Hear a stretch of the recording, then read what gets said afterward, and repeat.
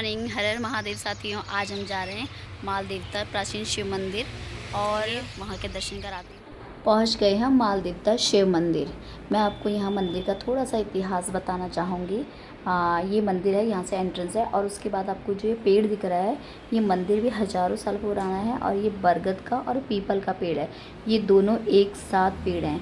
कहा जाता है कि इसमें पहले ज़माने में सोने और चांदी के पत्ते लगा करते थे। तो साथियों, ये जो मंदिर है, यहाँ जगह का नाम है माल देवता और ये मंदिर बहुत प्राचीन है, तो यहाँ का नाम ही प्राचीन सिद्धपीठ मंदिर माल देवता पड़ गया। ये शिव जी का मंदिर है, महादेव जी को समर्पित है ये मंदिर।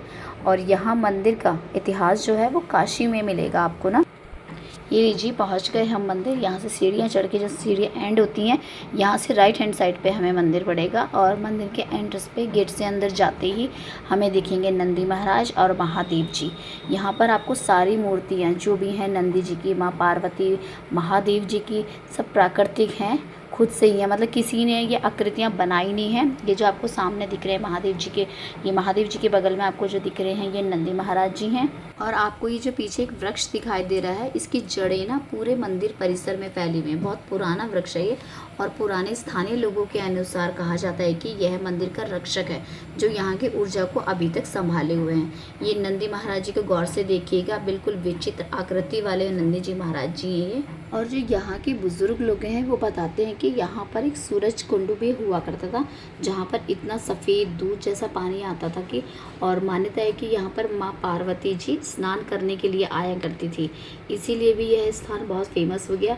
पर जो मंदिर का इतिहास है उसमें पवित्रता बिल्कुल वैसे ही है जैसे बताई गई है। और ये जो वृक्ष आपको दिखाई दे रहा है, इस वृक्ष को देव वृक्ष भी कहते हैं। इसके पूरे मंदिर में जड़ें फैली हुई हैं। कुछ लोगों का कहना है कि यहाँ पर पहले चांदी जैसी चमकती हुई सीढ़ियाँ भी हुआ करती थी। और एक बुजुर्ग अंकल से बात करते हुए हमें पता चला कि यहाँ पर एक ऐसा पेड़ था जिसमें सोने और चांदी के पत्ते चमकते थे, लेकिन फिर लोगों के अंदर लालच आ गया, तो इसी वजह से वह चीज़ें सब धीरे धीरे गायब हो गई। और ये जो आपको मूर्तियाँ दिखाई दे रही हैं, ये गणपति जी की मूर्ति हैं, खुद से ही निकली हुई मूर्तियाँ हैं ये खुदाई में। और ये माँ पार्वती जी की मूर्ति है। बाकी भी नंदी महाराज, गणपति जी, माँ पार्वती और भी ये शिवलिंग है, तो ये सभी निकली हुई हैं, प्राकृतिक हैं, किसी ने ये आकृतियाँ कभी बनाई नहीं है। ये नाग देवता जी हैं, ये पेड़ है और देव वृक्ष पेड़ है, इसको देव वृक्ष पेड़ भी कहते हैं।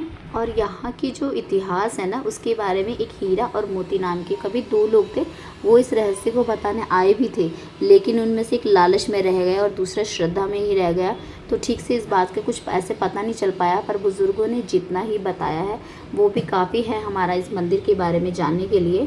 अच्छा, यहाँ पर जो है, यहाँ की जो एक पुरानी एक कथा ये भी है कि एक बार किसी बड़े ने हीरा और मोती को भेजा कि जाओ, अगर इस बात में सच्चाई है तो उस पेड़ के आप कुछ पत्ते लेकर आओ। तो हीरा जो था वो थोड़ा सा शांत था और जो मोती था वो थोड़ा सा लालची था। तो उनके मन में लालच आ गया और जैसे ही वो उस पवित्र स्थान पर पहुँचे, वहाँ दिखाई दिया उन्हें वो हीरे सोने चांदी से चमकता जैसा पेड़ दिखाई दिया और वहाँ पर बहुत सन्नाटा भी था। और इतना सन्नाटा होने के बाद उन्होंने पेड़ में से फिर भी 2-4 पत्ते तोड़ लिए। और ये जो आपको यहाँ मंदिर के नीचे ये जो जड़ें दिखाई दे रही हैं ना, ये उसी वृक्ष की, जो देव वृक्ष है उसकी जड़ें हैं ये ना। यहाँ अंदर पूरे मंदिर में, मैंने बताया ना आपको, पूरे मंदिर में ये जड़ें फैली हुई है। यहाँ से एक छोटी सी गैलरी है ये, इस गैलरी में मीन्स गली में, यहाँ पर आपको इस गली में भी मैं अभी आपको दिखाती हूँ, इस गली में से पूरा पेड़ दिखाई दे रहा है। यहाँ से पूरी जड़ें ऐसे फैली हुई हैं मंदिर के अंदर। थोड़े थोड़े हिस्सों पे आपको ये वो सामने पेड़ है और यहाँ तक देखिए आप, ये जड़ें पूरे मंदिर में फैली हुई है। अच्छा, अब हम उस बात को कंप्लीट करते हैं कि हीरा मोती ने जब पत्ते तोड़े तो हीरा ने कहा इतने पत्ते काफ़ी हैं, पर जो मोती था उसके मन में थोड़ा लालच था, तो उसने कहा हम थोड़े पत्ते और तोड़ते हैं और अगर यही बात सच हुई तो हमारा भविष्य भी आगे जाकर बदल सकता है। तो उसने लालच किया और जैसे ही उसने थोड़े पत्ते और तोड़े, तो पत्ते तोड़ने की जब उसने कोशिश की ना, तो कहते हैं कि वहाँ पर सब कुछ बदल गया। जो पेड़ था वो बहुत एक साधारण पेड़ सा हो गया, उस पेड़ के जो पत्तों की चमक थी वो सब भी गायब हो गई। तो साथियों, आज भी वो जगह तो यही है, पेड़ भी वही है, मंदिर भी वही है, लेकिन जो पेड़ के पत्तों की चमक थी वो उस लालच के चलते सब गायब हो गई। लेकिन जो कभी चीज़ें दिखाई दिया करती थी ना, वो सिर्फ अब यादों में ही रह गई। लेकिन अब बस उसे देखने के लिए आंखों से ज़्यादा हमें एहसास की ज़रूरत है। और कभी कभी रात की खामोशी में जो सूरज कुंड है वहाँ उस तरफ सन्नाटे वाली रोशनी महसूस हुआ करती है। और मंदिर में उस पुराने पेड़ के पास यूं ही कभी कभी अचानक से हवाएं चलती हैं। शायद वो पेड़ आज भी सब कुछ देख रहा है और इंतज़ार कर रहा है कि कभी मुझसे कोई ना छेड़े।